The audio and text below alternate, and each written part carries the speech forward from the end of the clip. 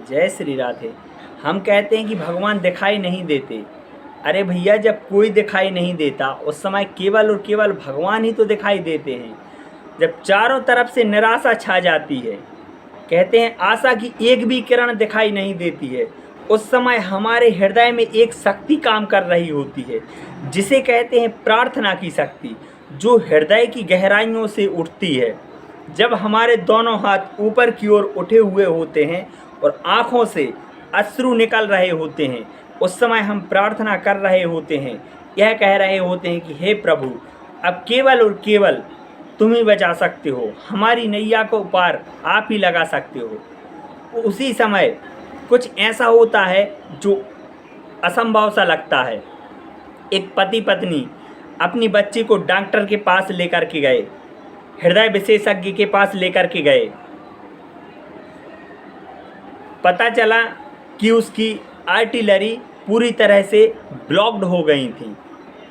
Doctor की team ने discuss करके उस बच्ची के माता पिता को बताया कि ओपन हार्ट सर्जरी करने के बाद भी 30% ही सर्वाइवल के चांस हैं, अन्यथा यह बच्ची 3 महीने ही जी पाएगी। अब सोचिए, ऐसी स्थिति में बेचारे माता पिता क्या करते। तब उसके माता पिता ने सर्जरी के लिए हाँ बोल दी। अब जो उस बच्ची की माँ थी, वह भगवान में अटूट श्रद्धा रखती थीं। उनका भगवान की प्रार्थना में अटूट विश्वास था और वही संस्कार उनकी बच्ची में भी भरा हुआ था। वह अपनी बच्ची को हमेशा साहस देती थीं कि बेटी, तुम्हारे लिए कुछ नहीं होगा, क्योंकि तुम्हारे अंदर भगवान रहते हैं। हम सबके दिलों में भगवान हैं, जो कि हमारे साथ में कभी भी गलत नहीं होने देते हैं। इस प्रकार की सांत्वना और साहस देती रहती थीं उसके दुख भरे समय में। जब धीरे धीरे उस बच्ची के ऑपरेशन का समय आया, उसको एडमिट कर दिया गया। जब डॉक्टर उस बच्ची के पास में आया और जब उस डॉक्टर ने उस बच्ची की मासूमियत को देखा, तो वह डॉक्टर भी सकचाते हुए उस बच्ची से बोला कि बेटी, तुम डरना मत, तुम्हारा ऑपरेशन हो रहा है और तुम बढ़िया, सब ठीक हो जाएगा और तुमको कुछ नहीं होगा। तब वह बच्ची बोली कि मुझे डर नहीं लगता, क्योंकि मुझे पता है कि मेरे हृदय में भगवान है। क्योंकि ऐसा मैंने अपने माँ बाप से सुना है, मेरे माँ पिताजी से सुना है।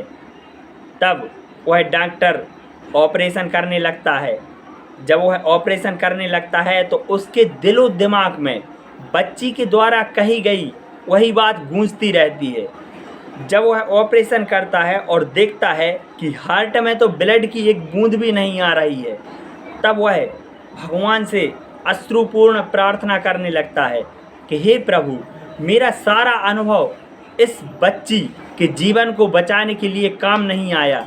यदि आप इस बच्ची के हृदय में विराजमान हैं तो आप ही कुछ कीजिए।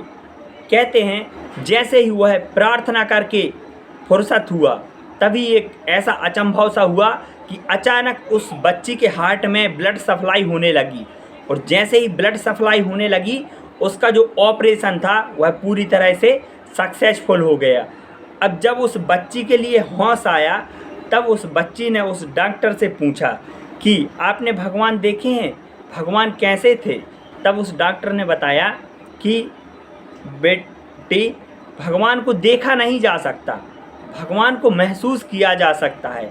भगवान हमारे आसपास ही रहते हैं, भगवान हमसे दूर नहीं है, हमारे दिलों में ही भगवान है।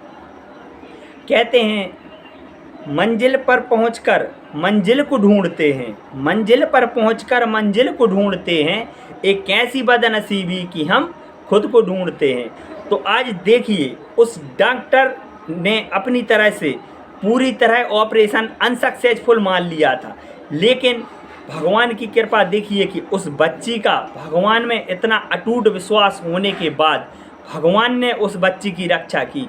जहां डॉक्टर को भी लग रहा था कि 100% ये ऑपरेशन अनसक्सेसफुल हो जाएगा, लेकिन उसके बाद भी देखो, उस बच्ची का भगवान में अटूट विश्वास होने के बाद ही भगवान ने उस बच्ची की जान बचाई। तो कहते हैं जब हम भगवान की प्रार्थना करते हैं तो जहाँ किसी का बस नहीं चलता, जहाँ सभी लोग परास्त हो जाते हैं, वहाँ पर ऐसी मुश्किल से मुश्किल हालात और परेशानियों से हमको भगवान ही निकालते हैं। इसलिए हमको हमेशा कभी भी हमेशा भगवान का स्मरण करते रहना चाहिए, क्योंकि यदि हमारे ऊपर मुसीबत आती हैं तो जो असंभव मुसीबतें हैं उन मुसीबतों से केवल और केवल निकालने की शक्ति परमपिता के ही पास में है।